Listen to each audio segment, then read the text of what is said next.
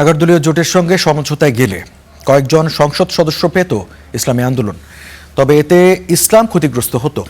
রাজধানীর কাকরাইলে diploma engineers ইনস্টিটিউটে এ মন্তব্য করেন ইসলামী আন্দোলন বাংলাদেশের আমির সৈয়দ মোহাম্মদ রেজাউল করিম।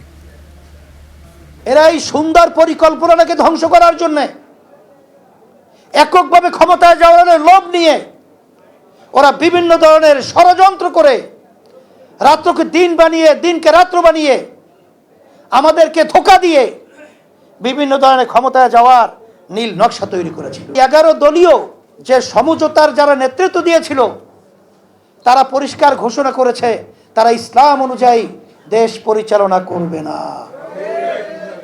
তাই যেহেতু ইসলাম অনুযায়ী দেশ পরিচালনা করবে না, তা আমি ইসলামী দল হিসাবে আমি যদি এই সমঝোতায় থেকে আমি ক্ষমতার অংশীদার হই, তাহলে সেখানে তো আল্লাহ বেজার হবে না, খুশি হবে।